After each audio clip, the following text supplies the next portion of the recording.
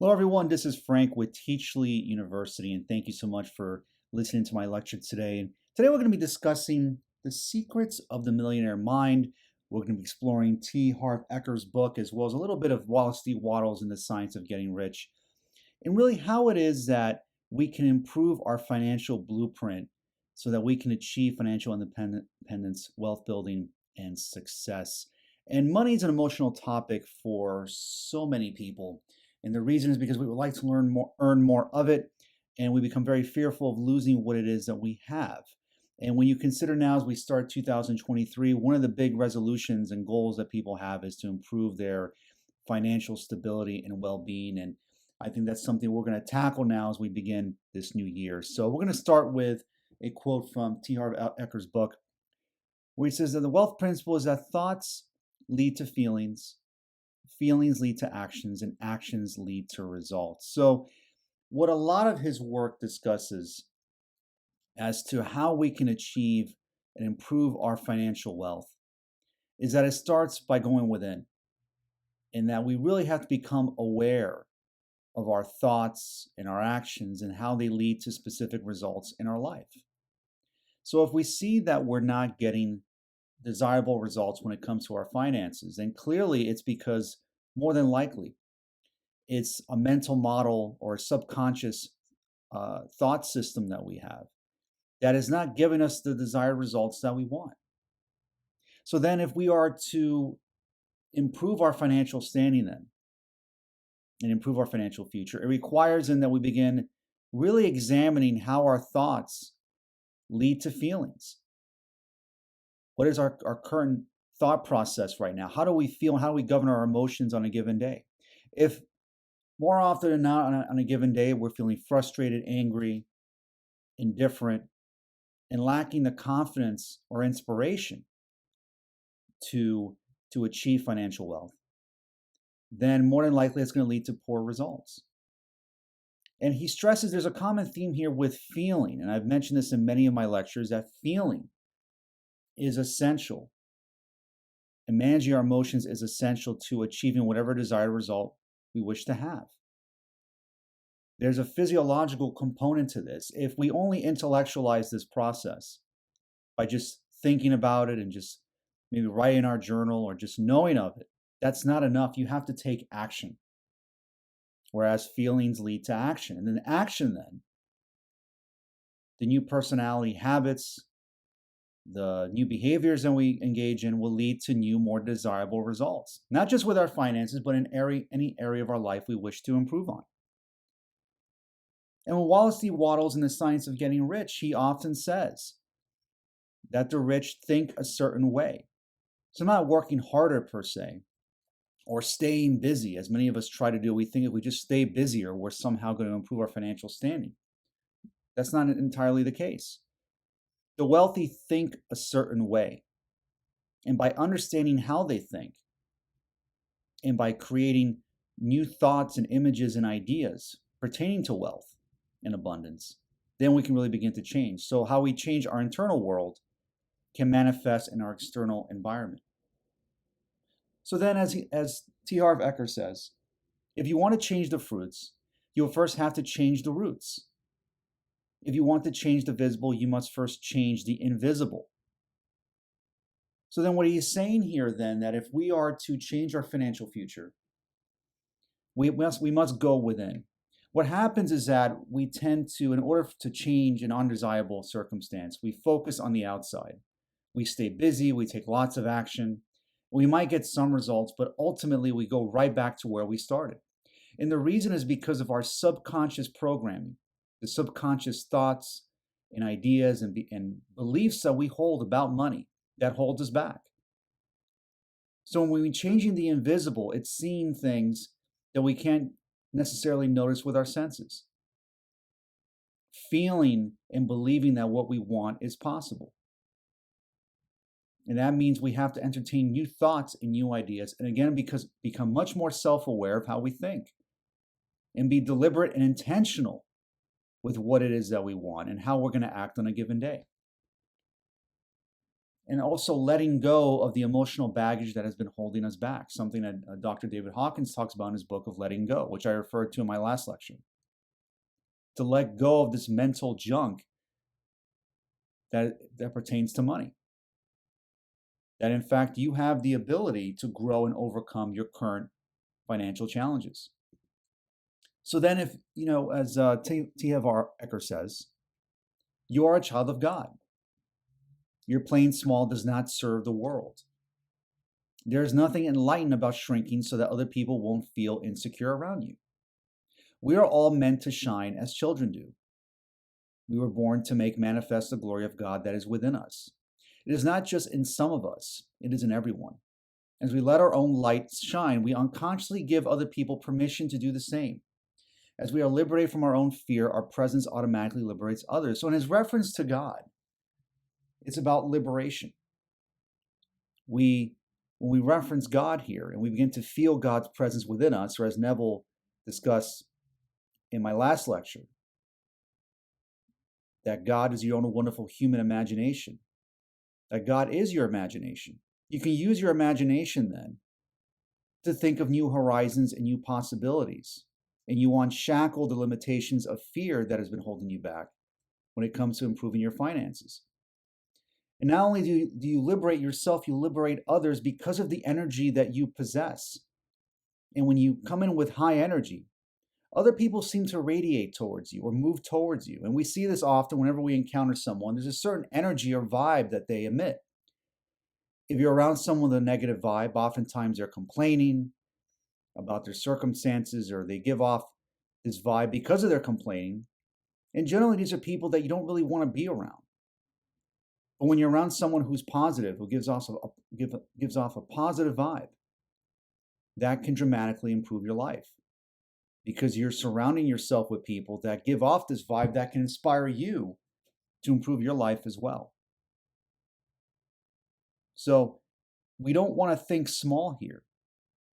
We want to start thinking big. We don't want to shrink back from our problems. In fact, we want to shrink our problems by growing and becoming much more. And that is through the power of God and the power of imagination that we hold within us, that we are godlike, that we can imagine new worlds and new possibilities and transcend and overcome whatever it is we're facing, especially when it comes to our finances. So then a wealth principle that T. Harv Eker discusses is that when the subconscious mind must choose between deeply rooted emotions and logic, emotions will always win. And this is so true. We are governed by our emotions. Why is it that we even want money in the first place? Why do we want to be rich? Why do we want to be wealthy? And one of the big reasons is because of the emotion or the feeling attached to this wealth. We want to feel a certain way. Perhaps we want to feel secure. We want to feel free. We want to feel abundant. We want to feel that life is full of possibilities, that we can do and expand and grow. And what money does, and Wallace D. Wattles discusses this in his book, The Science of Getting Rich, is that it helps you become more of what you are. It helps you live more life, which is really what we all want. That is the ultimate feeling that we want with wealth. We want to live more life. Because money is important to do that. Whoever says that money is not important, chances are is that they're probably broke, as T. Harv Eker says in the book quite often. Money is important in areas in life where it is important, where it matters. So if you want to go back to school, if you want to purchase a home, if you want to travel, if you want to start a business, if you want to provide for your family, provide for your children's education, and so on and so forth, you need money to do those things. So money is important, and the wealthy understand that. They understand that money is important in areas in life where it matters. So then one of the priorities we want to make then is that we want to prioritize creating wealth, especially on a subconscious level where we emotionally feel that what we want is possible and is already in our possession. Thoughts lead to feelings, feelings lead to action. When we feel that what we want is possible, it motivates us to move and take action. And with the right amount of action, we can start seeing the results manifest in our life. So then the size of the problem is never the issue. What matters is the size of you. So as we grow subconsciously and we plant new seeds of possibility into our mind, on a subconscious level where it becomes part of our personality, we believe with all of our emotion that we can become wealthy and create abundance in our life and for others, then our problems begin to fade away, especially when it comes to our finances. We begin to see that money starts to come into our life without as much effort. It becomes a much more enjoyable experience to acquire more wealth. And there's a reason why the wealthy get wealthier, because once they've acquired wealth, they know how to maintain it and have it grow for them. Because on a subconscious level, they're doing and thinking and acting in ways that generates this kind of wealth. And that's planting those seeds of abundance and possibility into the subconscious. So another law that Eckhart discusses is the law of income, where you'll be paid in direct proportion to the value delivered according to the marketplace. So the wealthy understand that they are paid because of the value that they deliver in the marketplace, or their ability to solve other people's problems. And when it comes to entrepreneurship in the field that I'm in, the best entrepreneurs understand how to solve problems and create products and services that help solve those problems and provide a solution that makes people's lives better. So rather than focusing solely on money itself, what you want to focus on is figuring out how you can solve other people's problems. What solutions can you generate with your skills and abilities and passions that can make the lives of other people better? And the mistake that a lot of entrepreneurs make that I've encountered and worked with is that they develop a product and service without considering what the consumer wants. You want to think about what the customer wants first before developing a product or service that you're going to market towards that customer. So your value and how much you're worth is really what problems you can solve or the value that you can provide in the marketplace. And that creates scarcity. If you're really good at solving a particular problem, that makes you scarce. And when there's not many of you, when it comes to a certain skill that can solve a particular problem, then you will be paid handsomely, for solving these problems. So it's creating value in one way, shape, or form, whether through an entrepreneurial endeavors in a small business or if you work at a company. If you show the company that you can provide value, that you're good at what you do, that you're willing to work towards solving problems and making the company's ability to function more efficiently, help them save money, help them make more money, then you will be paid handsomely for this work and for this value. So if you want to move to a higher level of life, you have to be willing to let go of some of your old ways of thinking and being and adopt new ways. The results will eventually speak for themselves. So it was Einstein that said that insanity is doing the same thing over and over again and expecting a different result. You cannot expect to achieve wealth by thinking and acting in the same old ways that have led you to a poor financial standing. And that's where self-awareness comes in. We have to take the time to think about how our thoughts and how our feelings and actions have led us where we are today. And that we have to consider perhaps that your way of doing things isn't working and that it is time to think in new ways, perhaps by modeling or listening or paying attention to what the wealthy do, where you can emulate that in your life in some way, integrate that in your thought process and your habits and your skills, where you can achieve better financial results, increase your income and cash flow and so forth. So it's doing things differently. And this is hard to come to terms with. Coming to terms with the fact that your old ways of doing things are not working, or that your way of doing things is just not getting you the results that you want. And you have to admit that perhaps and come to terms with the fact that what you're doing is not really helping you, and that you have to adopt new ways of thinking. And that could be a liberating moment when you begin to realize, okay, so maybe what I'm doing is not working. It's time that I begin to change. And that's when you take personal responsibility for your life and for your finances. And when you do that, that's when liberation really comes in. And then you can start to see new results and improved results for your finances. So then Eckhart says here, and I love this excerpt from the book, Nobody ever died of discomfort.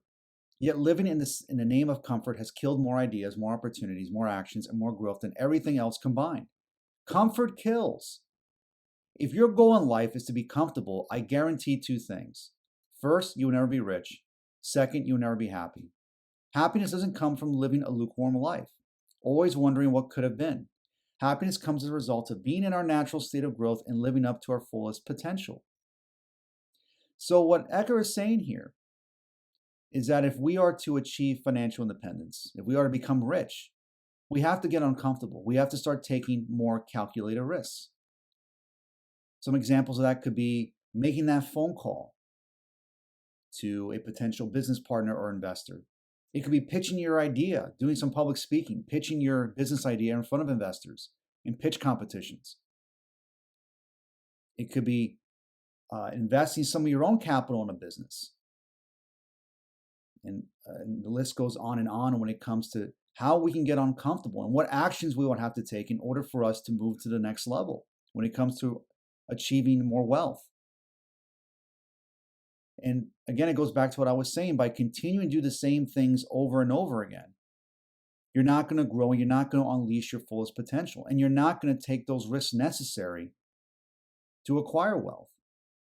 Now, this doesn't mean being reckless or taking reckless risks that can jeopardize your whole financial future.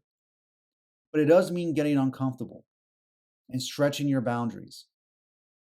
And one of the big examples of that, of course, is public speaking. It was Warren Buffett that said that you can increase your net worth by 50% by learning how to master public speaking and communication.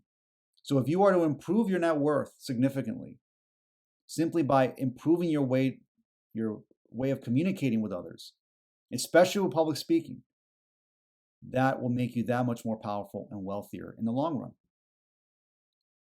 So the number one reason most people don't get what they want is that they don't know what they want. So when we talk about communication, learning how to master communication is not just learning how to master communication with other people, but also how we communicate with ourselves. And part of that equation is knowing what it is that we want. And I discussed this in my first lecture of the year on my goal setting workshop for 2023, where we have to start figuring out what it is that we want.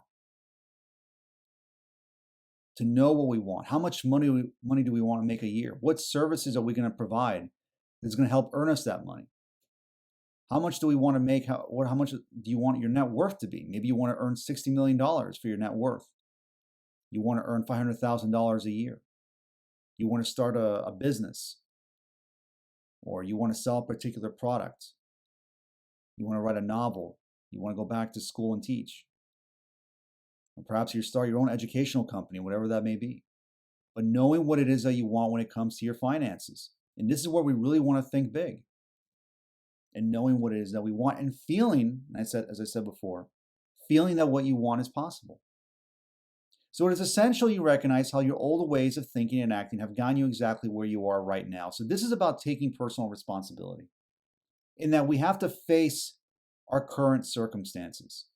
To know what we want, we have to know where we are right now. And if you're in debt, if your cash flow is low or your income is just not where it needs to be, if you're spending too much money, if you're financially not where you want to be, chances are it's because of the way you're thinking and acting, or your thinking and actions that led you where you are right now. And that's about taking personal responsibility. And this could be uncomfortable, as I've mentioned in the previous lecture. We have to get uncomfortable and face what we're dealing with if we want to pivot and move in the right direction. And then we can figure out and know what it is that we want. And once we know what we want and we focus on that and plant new seeds and new ideas of possibility when it comes to our finances, we can see our lives change dramatically. So that anyone who says money isn't important doesn't have any. Rich people understand the importance of money and the place it has in our society. On the other hand, poor people validate their financial ineptitude by using irrelevant comparisons. They'll argue, well, money isn't as important as love. Now, is that comparison dumb or what? What's more important, your arm or your leg? Maybe they're both important. Listen up, my friends. Money is extremely important in the areas in which it works, and extremely unimportant in the areas in which it doesn't. And although love may make the world go round, it sure doesn't pay for the building. So, what Ecker is saying here is that money is important. There seems to be this common belief that it's wrong to be wealthy, that it's wrong to want to get rich, that if you're wealthy, then you're basically greedy and you've probably screwed over other people and so on and so forth. We hear that a lot. And that's entirely not the case. Money is important. It's not everything, but it is very important in the areas where it matters. Just like love is very important, health and family and spirituality, and your physical health is very important. But money is important as well. And money should be up there with one of your priorities in areas of your life that you want to improve. And that's generating wealth. Your mortgage is not going to pay itself. Your student loans are not going to pay itself. Going on vacation, you need money to do those things. If you want to travel, if you want to purchase a car, you want to provide financial security for your children and have them go to college. If you want to start a business, if you want to take on new hobbies, the list goes on and on. You need money to do those things. Without money, it's hard to expand yourself and make yourself become more of who you are and expand yourself. So money is important. And as Eckert says, whoever says it isn't probably doesn't have any. So that's why it's very important that you pay attention who you surround yourself with. If you're surrounding yourself with people who constantly complain about money, who complain about what they don't have, these are people that you may want to consider not hanging around with as much, because they may be holding you back and they're planting subconscious ideas or planting ideas subconsciously in your mind that without you even realize it can impact your beliefs and your thoughts, feelings, and actions as it pertains to money. So money is important, and there's nothing wrong with wanting to generate wealth for you and your family so it can help improve your life and the life of others in your community. So then it all comes down to this. If your financial blueprint is not set for success, nothing you know and nothing you will do will make much of a difference. So if we don't have the subconscious financial blueprint in place, it doesn't matter how much you know. It doesn't matter how much you know about investing in stocks or bonds or real estate, how many books you've read, how much action you take. You can work 18-hour days, but if you don't believe deep down that you can become successful, that you can become wealthy, then it won't make a difference. We have to have the financial blueprint in place if we are to succeed, not just with our finances, but with other areas of our life. That you are born to be successful, that there's nothing wrong with wanting to generate wealth, that you have the power within you to change and improve your financial status, to generate wealth, to generate multiple sources of income that can improve the quality of your life. And once you begin to feel that this is possible, life takes on a whole new meaning. And you begin to see life for what it is, that it is filled with possibility. And that your current situation or your circumstances right now, when it comes to money, can change, and you have the power to make that change. Thank you so much for listening to this lecture. I'll see you next time. Thanks.